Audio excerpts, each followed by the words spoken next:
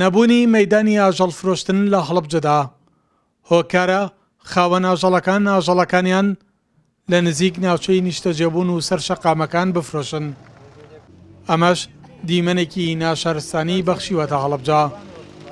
خاوەن ئاژەڵەکانیش ئاماژە بەوە دەکەن گرفتەکەیان چەندین ساڵە چارەسەر نەکراوە، خوازیارن ناوچەیەکی شیاویان بۆ تەرخان بکرێت. نەبوونی مەیان یعنی سەری لە خەڵکی هەڵەبجە شێواندووە، خەڵکە حیوانێکیوێ نازانی ڕوو لە کوێ بکە. ئەگەر مەیانێک هەبێ خەڵک یەکسەرەیە بۆ مەیانەکە و چی پێویستێ ئەیکڕێ، تۆ ێستا بچی بۆ بازار کە دوکان نەبێ بۆ کوێ بچی؟ وەڵای ئەمە وەکو حیواندارەکان و قەسابی ئەم منتیقەی هەڵەبجە و دیاتەکانی دەوروبەری گرفتێکمانەیە، منتیقەیەکی زۆر و حیواندارێکی زۆری تایە و جانباز، بەڵام گرفتی مەیانمانەیە لێرە نییە. خەڵکە ڕوا بۆ هەڵەبجە و بۆ سلێمانی و بۆ زەڕانی ئەم شوێنانە. هەڵەبجە بۆ ئێمە باشترە ئەگەر ببێ مەیانێ لێرە.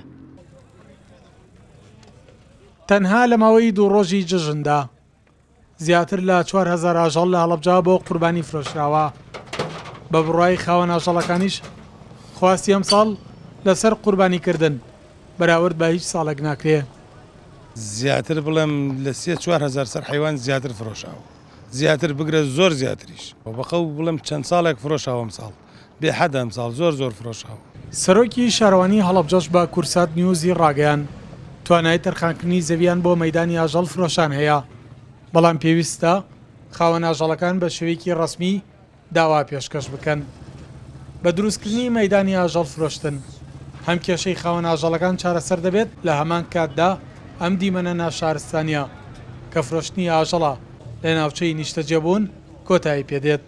سەڵات جەمیل، کورسات نیوز، هەڵەبجە.